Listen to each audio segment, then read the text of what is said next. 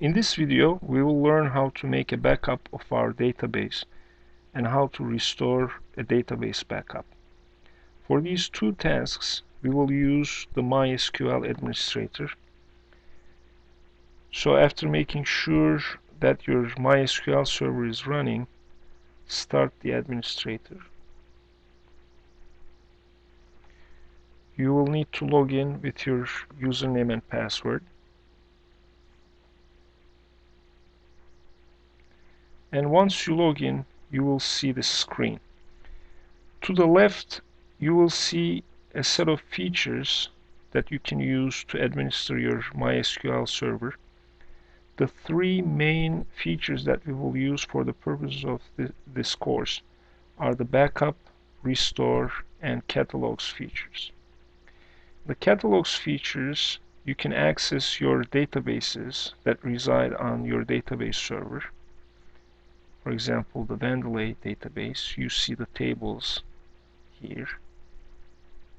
And you can make changes to your database or to each of the tables in your database through this screen. For example, you could click on the clerks table, and through this dialog, you could delete columns, make changes to existing columns, or add new columns to your database.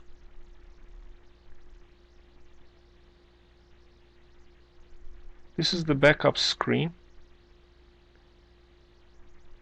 In order to be able to do a backup, you first will need to create a new project by pressing this new project button.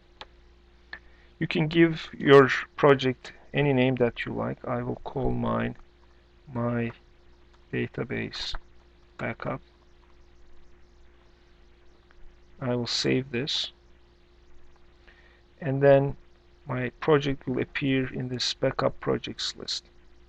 I click on the new project. After that, I will need to add the database or the databases that I want to back up as part of this project.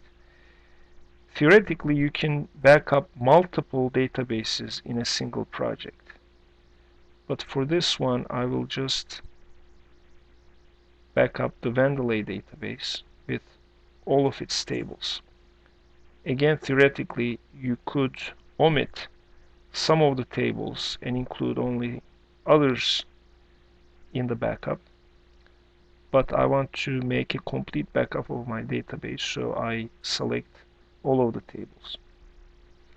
And I save the project in order to be able to use it in the future for future backups.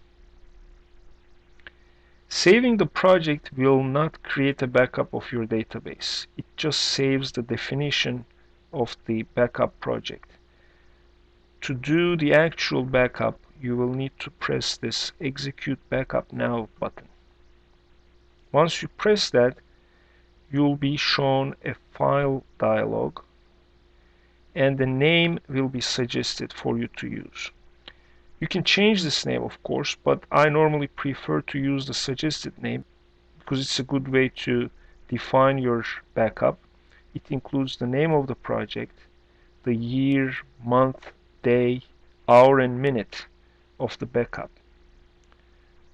When I click the Save button, the backup will be executed, and if it's successful, I'll see this dialog. Now, if I navigate to the folder where I saved the backup file, this is the backup file. It has an SQL extension, and if you view it, you will see that the backup file actually is a collection of queries.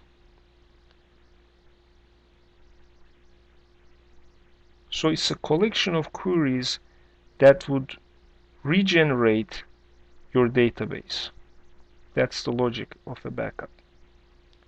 So what do you do with this backup? You can send it to somebody else so that they will be able to restore it on their database server and be able to see your database on their own database server. You will do that when you send your database to me, for example. Or you could save it for future use. If your database gets corrupted in any way, if you delete a table, for example, or a column or some data accidentally, you can always restore a backup and recover the lost data or the lost tables and columns. So how do you do that? You do it through the restore feature here. I'll try to restore the backup that we made, but before that, I'll go ahead and delete the Vandelay database so that we see the actual result of the restore operation. When I do this, the Vandelay database is deleted. It's gone from my database server, and I will need to restore the backup in order to recover it. I will need to open the backup file through this dialog, and I will need to press this Start Restore button to do the actual restore operation. Get this message saying that the restore operation was finished successfully. I go back to catalogs and I see that the Vandelay database is restored.